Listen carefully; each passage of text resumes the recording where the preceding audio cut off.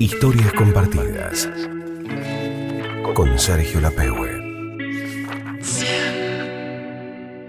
Estamos con Roy Harley, una persona que ha tenido una experiencia de vida impresionante, uno de los amigos que terminó en medio de la cordillera con este tremendo accidente de avión en el año 1972. Y Roy, después de haber trabajado tanto tiempo en distintas empresas y demás, ya a los 62 años, si se puede decir la edad, empezó a dar charlas motivacionales. Vengo charlando un ratito con él y es verdaderamente impresionante. Gracias por estar aquí en la cena. No, por favor, es un gusto para mí.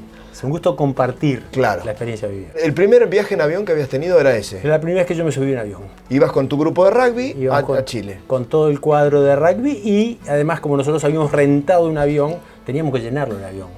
Y entonces se juntaron un montón de amigos, otros no tan amigos, se juntó gente que pues, se había enterado de ese viaje porque era muy barato y allá marchamos para Chile muy entusiasmados y muy contentos. Yo la primera vez que me subí en avión. Te puedo preguntar cómo fue el momento ese previo que uno dice, viste, cuando vos te subís a un avión, decís, Dios mío, ojalá que nunca pase nada, ¿no? Sí, cuando nosotros subimos, el avión sale de Montevideo y como era mi primer vuelo, yo iba totalmente... yo no pensaba, ni se me ocurría en la cabeza mía que el avión se podía pasar algo, ¿entendés? Uno iba inconsciente total, 20 años, muy divertidos, a pasar muy bien en Chile. ¿En qué momento te das cuenta que algo mal andaba? Nosotros paramos en Mendoza porque había una tormenta, no podíamos cruzar, iniciamos el vuelo y el avión decide ir a un paso que hay, Paso Planchón, que está al sur, Malargüe, Curicó, es el paso. Y el avión decide volar hacia el sur para irse pase porque era un avión turbohélice, entonces estaba limitado en la altura, había una tormenta muy fea arriba de la cordillera y bueno, el avión inicia el cruce después de Malargüe, empieza a cruzar la cordillera, enseguida se cierra todo de nubes, empezamos a volar entre las nubes y de repente sentimos que el avión dobla y baja los motores, bajan la velocidad de los motores. ¿Viste cuando estás llegando a los aeropuertos que sentís la inercia que está adelante? ¿Sabías lo que pasaba? Sí. El avión estaba aterrizando. Y el piloto pensó que estaba muy próximo a Curicó y en realidad estaba menos de la mitad había hecho el paso, porque había un viento en contra muy fuerte. Es más, el accidente fue en territorio argentino. Nosotros no llegamos a cruzar a Chile. Y entonces el avión empezó a descender, empezó a bajar, se empezó a mover cada vez más y de repente agarramos un pozo de aire que fue terrible, el avión parecía que se partía y seguían los motores bajos revoluciones, seguíamos bajando, hasta que en un momento, yo pienso, es una opinión, yo iba atrás y no sé lo que pasaba en la cabina, que el piloto vio dónde estaba y se vio la montaña. Y ahí quiso sacarlo, aceleró a fondo los motores, él lo tiró el bastón para levantarlo, ese avión tiene un ángulo de ataque muy muy bajo porque es un avión lento, debe haber entrado en pérdida, eso ayudó al accidente y ahí fue la explosión, fue terrible la explosión. Todos los asientos se arrancan del piso, nosotros íbamos todos atados, el avión se parte a la mitad y en la parte esa, la punta del fuselaje, ese que queda, ese cigarro, se pega contra la montaña y se cae deslizando por una pista de esquí de nieve. O sea que seguía el avión. Seguía deslizando y yo sentía que el avión, además el asiento mío, se iba adelante contra esa masa de asientos que se iban golpeando todos contra gritos. Y además se cortaron del piso todos los asientos y las puntas de los fierros de aluminio quedaban con cuchillos y cuando llegabas adelante se te ensartaban y eso fueron muchos los heridos. Yo venía llegando a mi asiento. ¿Vos estabas dónde? ¿En qué lugar? Yo estaba en la fila 12, yo quería soltarme el asiento, porque el asiento se me volcaba y veía que me iba adelante y cuando llega a mi asiento esa masa yo pude pegar el salto y quedé libre y me quedo el pie agarrado. Ahí se detiene el avión. Yo empiezo a tirar, yo pensaba esto explota en cualquier momento, yo quiero rajar de acá y tenía el pie apretado y en un momento me arrancó todo y pegué un tirón y me suelto el pie y cuando me suelto el pie... ¿Quedaste herido ahí? No, nada, yo no tuve nada.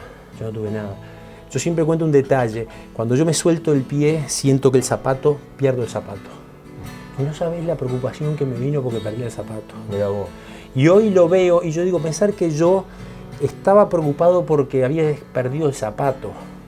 Y me acababa de hacer mierda en la montaña con 18 mis amigos muertos en un accidente terrible y yo en ese momento todavía seguía mi cabeza, mi conciencia, seguía atado. Sí. Y yo a la vida, ¿no? A una realidad a lo mejor ficticia, porque la realidad era la otra. Yo, ¿entendés? Perdí el zapato, dije. Qué Qué bárbaro, qué impresionante. Terrible. ¿Cómo uno supera esa circunstancia, no? ¿Cuántos días estuvieron ahí en medio de la nieve? 72 días. 72 días, 1972. Yo estuve un número más, tremendo. yo estuve 73. ¿Por qué? No me fui en vos no fuiste. Yo me quedé un día más. Porque habían ido dos caminando, ¿no? Esos dos que fueron caminando. Esos dos consiguieron hacer contacto y ahí nos fueron a rescatar. Al resto. Pero los helicópteros que llevaron no podían llevar a todos. Habíamos quedado 14 en el avión. Ah, quedaron ahí. Se llevaron la mitad y la otra mitad quedamos. Dios mío. Un día más. ¿Cómo es sobrevivir? El ser humano, yo creo que el ser humano sano, el ser humano joven, querés vivir. Yo quería vivir. Yo lo único que tenía claro allá, que yo quería sobrevivir. Yo quería volver a mi casa a decirle a mis padres, no estoy muerto. Eso, ¿sabes qué? Era lo que me comía la cabeza. Porque yo ya después que pasan 10 días, 15 días y en casa cerraron todo. Claro. Y fue así además. Hubieron algunas familias que mantuvieron esa... ¿Pensaban que estaban muertos? Muchas familias tenían esa esperanza, una esperanza loca, porque se cae un avión, desaparece. Medio de la nieve. 10 días, 20 días, 30 días. No sabían nada, no tenían noticias, entonces empiezan a pasar. Y nosotros nos damos cuenta. Entonces, yo lo único que yo quería era salir y volver a decirle a mis padres: estoy vivo. Estoy vivo. Yo estudié ingeniería, entonces fui a la cola, encontramos la batería, fui a hacer funcionar la radio. Cuando llego a la cola encuentro mi valija. Encuentro mi valija entera, como la había preparado en casa. Y entonces... Ese es el contacto que uno tiene con la vida, ¿no? Abro mi valija y ¿viste que las casas tienen un olor? Sí.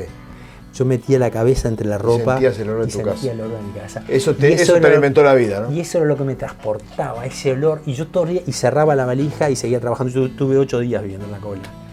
Y todos los días yo abría la valija y hacía como un rito y metía la cabeza y respiraba un rato y me acordaba de mi padre. Mi padre fumaba y ese olor...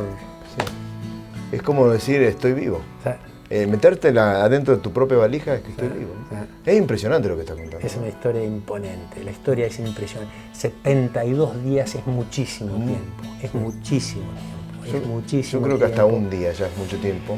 Y además, 72 días en las condiciones que tuvimos que vivir, escuchamos que no nos buscaban más.